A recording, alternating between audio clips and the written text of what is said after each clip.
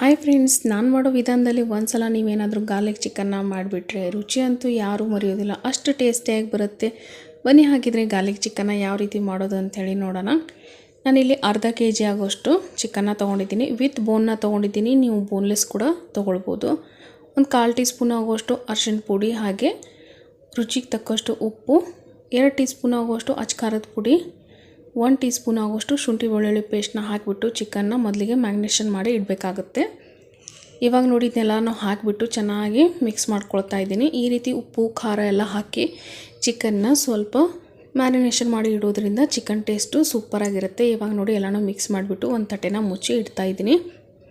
ಈ ಕಡೆ ಒಂದು ಮಸಾಲೆನ ರೆಡಿ ಮಾಡ್ಕೊಳ್ತಾ ಇದ್ದೀನಿ. ಒಂದು 2 ಟೀ ಸ್ಪೂನ್ ಆಗೋಷ್ಟು ಧನಿಯಾ ಕಾಳನ್ನ ತೊಗೊಂಡಿದ್ದೀನಿ, 1 ಟೀ ಸ್ಪೂನ್ ಆಗೋಷ್ಟು ಜೀರಿಗೆ, ಅರ್ಧ ಟೀ ಸ್ಪೂನ್ ಆಗೋಷ್ಟು ಬಡೆ ಸೊಪ್ಪನ್ನ ತೊಗೊಂಡಿದ್ದೀನಿ, ಹಾಗೆ 1 ತುಂಡಾಗುವಷ್ಟು ಚಕ್ಕೆ ತೊಗೊಂಡಿದ್ದೀನಿ, ಸ್ವಲ್ಪ ಜಾವಿತ್ರಿ ತೊಗೊಂಡಿದ್ದೀನಿ, 3 ಲವಂಗ, 1 ಟೀ ಸ್ಪೂನ್ ಆಗುವಷ್ಟು ಕಾಳು ಮೆಣಸನ್ನ ತೊಗೊಂಡಿದ್ದೀನಿ, 1 ದಪ್ಪ ಏಲಕ್ಕಿ ತೊಗೊಂಡಿದ್ದೀನಿ, ಒಂದೇ ಒಂದು ಪಲಾವ್ ಎಲೆ, ಹಾಗೆ ಒಂದು 2 ಕಡ್ಡಿ ಆಗೋಷ್ಟು ಕರಿಬೇವನ್ನ ತೊಗೊಂಡಿದ್ದೀನಿ. ಈಗ ಇದನ್ನು ಒಂದು ಕಡಾಯಿನಲ್ಲಿ ಹಾಕಿಬಿಟ್ಟು ಚೆನ್ನಾಗಿ ಮಸಾಲೆನೆಲ್ಲ ಲೋ ಫ್ಲೇಮ್ನಲ್ಲಿ ಇಟ್ಕೊಂಡು ಹುರ್ಕೊಳ್ಬೇಕಾಗುತ್ತೆ.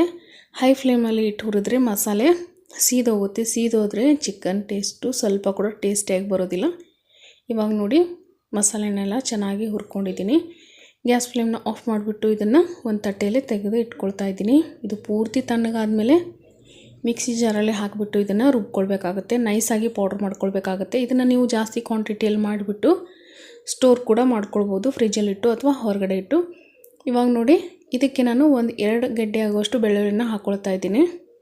ಗಾರ್ಲಿಕ್ ಚಿಕನ್ ಅಂದಮೇಲೆ ಸ್ವಲ್ಪ ಗಾರ್ಲಿಕ್ ಜಾಸ್ತಿ ಇರಲೇಬೇಕಾಗತ್ತೆ, ಅಂದರೆ ಬೆಳ್ಳುಳ್ಳಿ. ಇವಾಗ ನೋಡಿ ಇದನ್ನ ಮತ್ತೆ ರುಬ್ಕೊಂಡಿದ್ದೀನಿ ಈ ರೀತಿಯಾಗಿ. ಈಗ ಇದೇ ಕಡಾಯಿಗೆ ನಾನು ಒಂದು 3 ಟೇಬಲ್ ಸ್ಪೂನ್ ಆಗೋಷ್ಟು ಎಣ್ಣೆ ಹಾಕ್ತಾಯಿದ್ದೀನಿ. ಹಾಗೆ ಸ್ವಲ್ಪ ರುಚಿ ಚೆನ್ನಾಗಿ ಬರಲಿ ಅಂಥೇಳಿ ಒಂದು 2 ಟೀ ಸ್ಪೂನ್ ಆಗೋಷ್ಟು ಬೆಣ್ಣೆ ಹಾಕ್ಕೊಳ್ತಾ ಇದ್ದೀನಿ. ಬೆಣ್ಣೆ ಇಲ್ಲ ಅಂದರೆ ನೀವು ತುಪ್ಪ ಇದ್ದರೆ ತುಪ್ಪ ಕೂಡ ಒಂದು 2 ಟೀ ಸ್ಪೂನ್ ಹಾಕ್ಕೊಳ್ಬೋದು. ಅದು ಇಲ್ಲ ಅಂದರೆ ಬರೀ ಎಣ್ಣೆಲಿ ಕೂಡ ಮಾಡ್ಕೊಳ್ಬೋದು. ಇವಾಗ ನೋಡಿ ಎಣ್ಣೆ ಕಾದಿದೆ. ಇದಕ್ಕೆ ನಾನು ಮೀಡಿಯಮ್ ಸೈಜ್ 2 ಈರುಳ್ಳಿನ ಈ ರೀತಿಯಾಗಿ ಸ್ಲೈಸ್ ಆಗಿ ಕಟ್ ಮಾಡ್ಕೊಂಡಿದ್ದೀನಿ. ಈರುಳ್ಳಿ ಇಲ್ಲಿ ತೀರಾ ಗೋಲ್ಡನ್ ಕಲರ್ ಆಗಬೇಕಂತೇನಿಲ್ಲ, ಸ್ವಲ್ಪ ಸಾಫ್ಟ್ ಆದರೆ ಸಾಕು. ಇವಾಗ ನೋಡಿ ಈರುಳ್ಳಿ ಎಲ್ಲ ಸಾಫ್ಟ್ ಆಗಿದೆ. ಇದಕ್ಕೆ ನಾನು ಚಿಕನ್ನ ಹಾಕ್ಕೊಳ್ತಾ ಇದ್ದೀನಿ. ಯಾರೆಲ್ಲ ಚಾನಲ್ ಹೊಸದಾಗಿ ನೋಡ್ತಾ ಇದ್ದೀರಾ ಚಾನಲ್ನ ಸಪೋರ್ಟ್ ಮಾಡಿ, ದಯವಿಟ್ಟು ಸಬ್ಸ್ಕ್ರೈಬ್ ಮಾಡಿಬಿಟ್ಟು, ಹಾಗೆ ವಿಡಿಯೋ ಇಷ್ಟ ಆದರೆ ಲೈಕ್ ಮಾಡೋದನ್ನ ಮರಿಬೇಡಿ. ಆದಷ್ಟು ಎಲ್ಲ ವಿಡಿಯೋಗಳನ್ನ ನಿಮ್ಮ ಫ್ಯಾಮಿಲಿ ಫ್ರೆಂಡ್ ಜೊತೆನೂ ಶೇರ್ ಮಾಡಿಕೊಂಡು ಸಪೋರ್ಟ್ ಮಾಡಿ. ಇವಾಗ ನೋಡಿ ಇದನ್ನು ನಾನು ಹೈ ಫ್ಲೇಮಲ್ಲಿ ಇಟ್ಕೊಂಡ್ಬಿಟ್ಟು ಚಿಕನ್ನ ಚೆನ್ನಾಗಿ ಮಿಕ್ಸ್ ಮಾಡ್ಕೊಳ್ತಾ ಇದ್ದೀನಿ. ಇವಾಗ ಇದಕ್ಕೆ ನೀರು ಹಾಕ್ದೇನೆ ನಾನು ಲೋ ಫ್ಲೇಮ್ನಲ್ಲಿ ಇದನ್ನು ಒಂದು 10 ನಿಮಿಷ ಮುಚ್ಚಿ ಇಡ್ತಾ ಇದ್ದೀನಿ. ಲೋ ಫ್ಲೇಮ್ನಲ್ಲಿ ಇಟ್ಕೊಳ್ಳಿ. ಇವಾಗ ನೋಡಿ 10 ನಿಮಿಷ ಆಗಿದೆ. ಪೂರ್ತಿ ಎಲ್ಲ ಚಿಕನ್ನು ನೀರನ್ನ ಯಾವ ರೀತಿ ರಿಲೀಸ್ ಮಾಡಿದೆ, ಹಾಗೆ ಚಿಕನ್ ಕೂಡ ಅರ್ಧ ಬೆಂದಿರುತ್ತೆ. ಇವಾಗ ಇದಕ್ಕೆ ನಾವು ರುಬ್ಬಿ ಇಟ್ಕೊಂಡಿದ್ವಲ್ಲ ಮಸಾಲೆ, ಅದನ್ನು ಹಾಕ್ಕೊಳ್ತಾ ಇದ್ದೀನಿ. ಗಾರ್ಲಿಕ್ ಚಿಕನ್ನು ತುಂಬ ಅಂದರೆ ತುಂಬ ಟೇಸ್ಟಿಯಾಗಿ ಬರುತ್ತೆ. ಯಾವಾಗಲಾದರೂ ಹುಷಾರಿಲ್ದಾಗ ಏನು ತಿಂದರೂ ಸಮಾಧಾನ ಆಗೋದಿಲ್ಲ. ಆ ಟೈಮ್ನಲ್ಲಿ ನೀವು ಇದನ್ನು ಮಾಡ್ಕೊತೀನಿ, ತುಂಬ ಅಂದರೆ ತುಂಬ ಟೇಸ್ಟಿಯಾಗಿ ಬರುತ್ತೆ. ಇವಾಗ ನೋಡಿ ಎಲ್ಲನೂ ಮಿಕ್ಸ್ ಮಾಡೇ ಆಗಿದೆ. ಈಗ ನೋಡ್ತಾ ಇದ್ದೀರಾ ಚಿಕನ್ ಕೂಡ ಚೆನ್ನಾಗಿ ಬೆಂದಿದೆ. ಇವಾಗ ಇದನ್ನು ನಾನು ಲೋ ಫ್ಲೇಮ್ನಲ್ಲಿ ಮತ್ತೆ ಒಂದು 10 ನಿಮಿಷ ಮುಚ್ಚಿ ಇಡ್ತಾ ಇದ್ದೀನಿ. ಯಾಕೆಂದರೆ ಮಸಾಲೆ ಎಲ್ಲ ಪೂರ್ತಿಯಾಗಿ ಚಿಕನ್ನಲ್ಲಿ ಮಿಕ್ಸ್ ಆಗಬೇಕು. ಆವಾಗಲೇ ಗಾರ್ಲಿಕ್ ಚಿಕನ್ ಟೇಸ್ಟಿಯಾಗಿ ಬರುತ್ತೆ ತಿನ್ನಲಿಕ್ಕೆ. ಇವಾಗ ನೋಡಿ ಫ್ರೆಂಡ್ಸ್ 10 ನಿಮಿಷ ಆಗಿದೆ.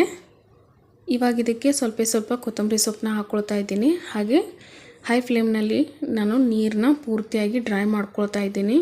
ಈ ಗಾರ್ಲಿಕ್ ಚಿಕನ್ನು ಅನ್ನ ರಸಮ್ ಜೊತೆ, ಚಪಾತಿ ಜೊತೆ, ಹಾಗೆ ಮುದ್ದೆ ಜೊತೆ, ಕೆಲವೊಬ್ಬರಂತೂ ಇದನ್ನು ಹಾಗೆ ತಿನ್ನಲಿಕ್ಕೆ ಇಷ್ಟಪಡ್ತಾರೆ. ನಮ್ಮ ಮನೇಲಂತೂ ಇದನ್ನು ಗಾರ್ಲಿಕ್ ಚಿಕನ್ನ ಪೂರ್ತಿಯಾಗಿ ಹಾಗೇ ಖಾಲಿ ಮಾಡ್ತಾರೆ, ಅಷ್ಟು ಟೇಸ್ಟಿಯಾಗಿ ಬರುತ್ತೆ.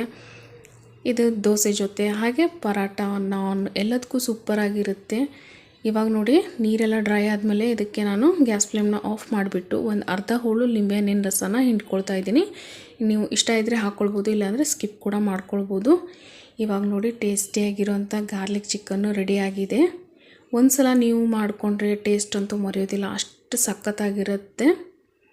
ನೀವು ಕೂಡ ಈ ವಿಡಿಯೋನ ನೋಡಿಬಿಟ್ಟು ಗಾರ್ಲಿಕ್ ಚಿಕನ್ನ ಟ್ರೈ ಮಾಡ್ತೀರಾ ಅಂತ ತಿಳ್ಕೊತೀನಿ. ಈ ವಿಡಿಯೋ ನಿಮಗೆ ಇಷ್ಟ ಆಗಿದರೆ ದಯವಿಟ್ಟು ವಿಡಿಯೋಗೆ ಲೈಕ್ ಮಾಡಿ, ಹಾಗೆ ನಮ್ಮ ಚಾನಲ್ನ ಸಬ್ಸ್ಕ್ರೈಬ್ ಮಾಡ್ಕೊಳ್ಳಿ.